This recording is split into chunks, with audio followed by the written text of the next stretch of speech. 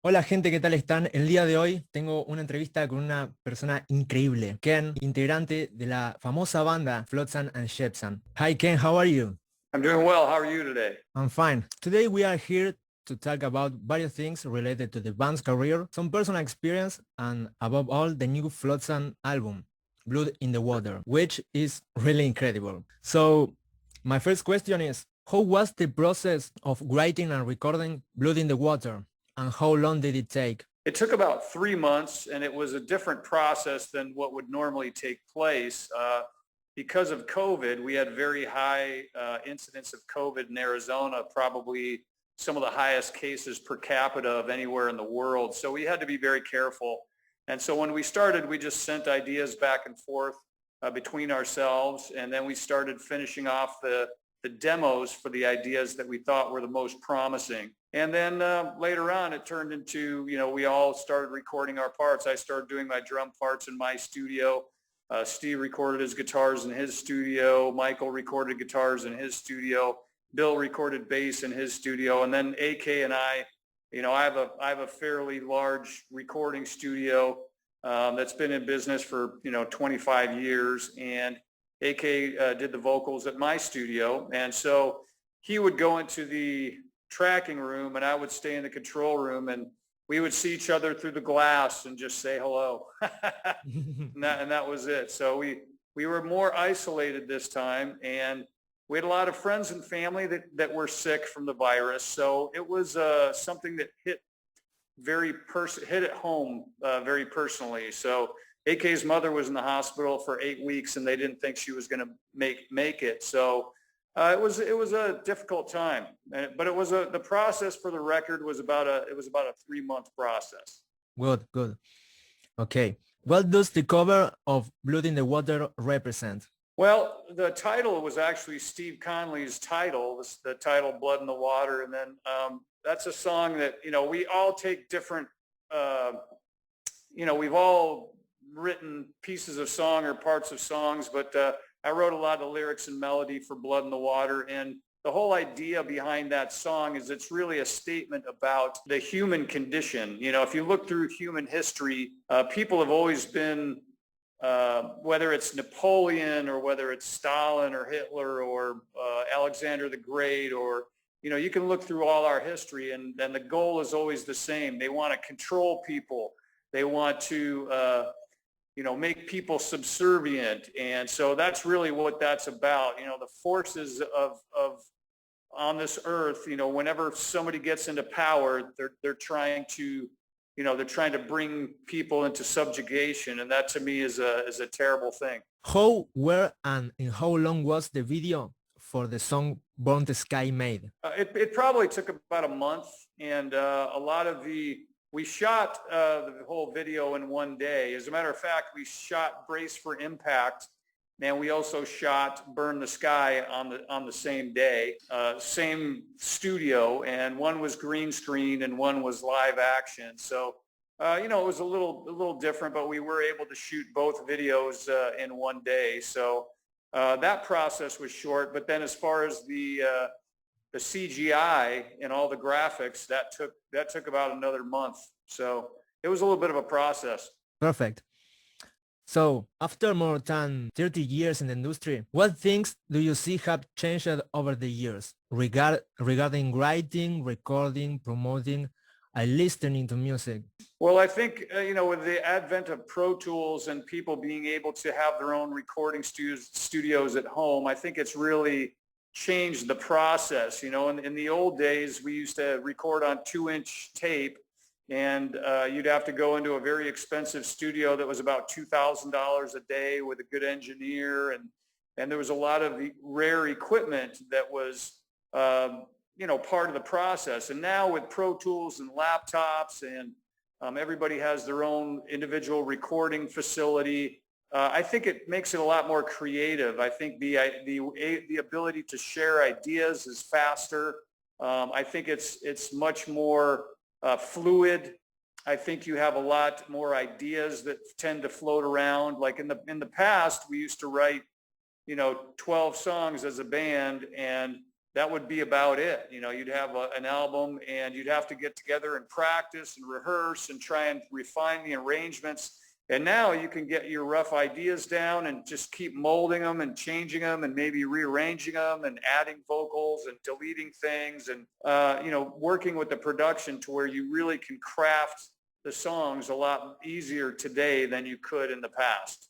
Great. Don't you consider that there are changes in the industry that affected the bands in a bad way? Which change? The way of promoting the music or writing the music. Well, I think the writing of the music is the system, you know, the way the music industry is now, I think is great for writing because you can write with somebody that's across the world. You know, I can write with a friend of mine in Seattle or wherever.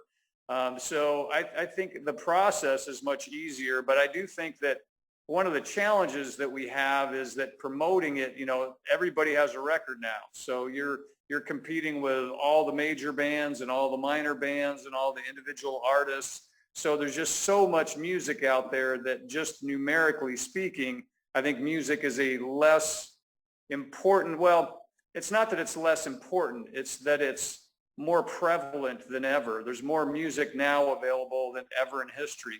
And I think that that's, you know, it's kind of a good thing on the one hand. I think it's good for people, but I think it makes fans that maybe don't follow bands for that long. Like, you know, when I was growing up, we would buy CDs and we would be fans of a band for, you know, 10 albums and we'd follow them and, you know, we would be fans. But now it seems like, you know, sometimes you have fans that are fans for like one song and then, you know, they move on. I mean, not Flotsam. I mean, Flotsam, I think, is a very different kind of band. And I think generally our fans are, you know, they're amazing fans and they tend to stick with us. So, but I think for other bands, I think this time period, that's one of the challenges is how do you get fans that stick with you? Perfect.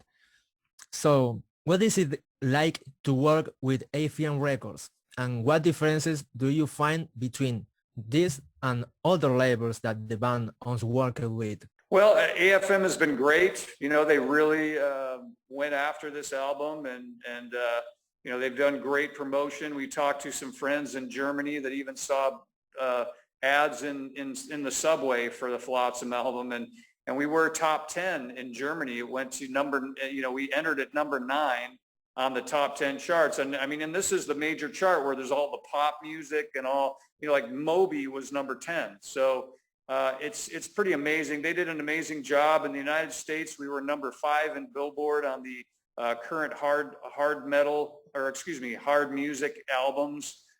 So that was like another chart we did really well on. So we've been doing very well, and we're very thankful to AFM because they do seem like they really were excited about the band and excited about the album, and they seem like they've really gone after it.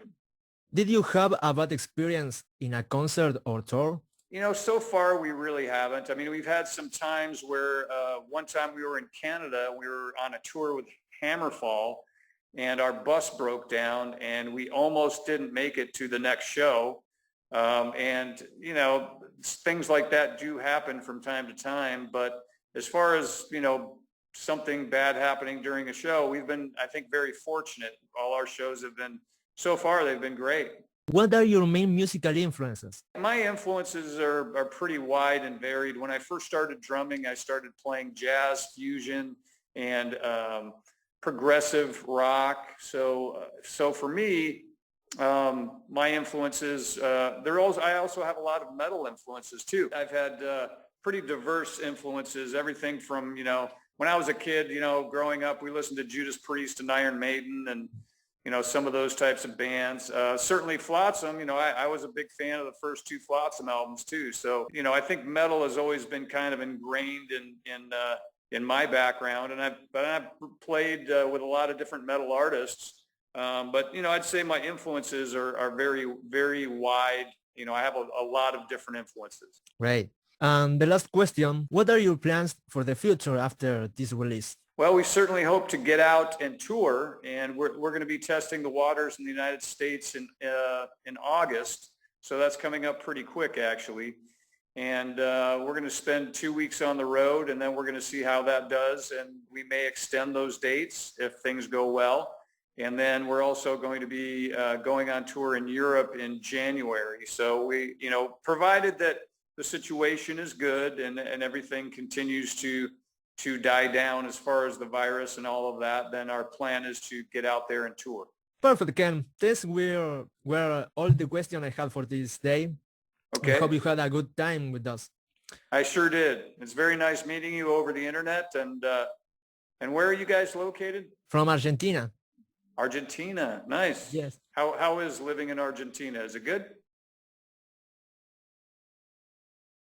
La pregunta, ¿cómo está todo en Argentina ahí? It's great. It's more or less, because the government making all, ¿cómo se dice? Está haciendo todo más o menos en inglés. Yeah, the government is kind of not doing the best they can, pandemic, yes. and everything here in the country. Como que está todo más lento. Yeah. Here is all more slow. Yes. Well, the United States is similar. Our government is not doing all that they should do either. You will get to come here, Ken, next year. Mark our words. You talked about coming down, and we certainly would love to tour in South America, and hopefully that'll happen. Well, thank you so much. Very nice meeting you, and you guys have a great rest of your day. You, Ken. Thank you. Thank you very much, Ken. I wish you much success and that you are well. Thank you so much. See you soon. See you. Bye-bye.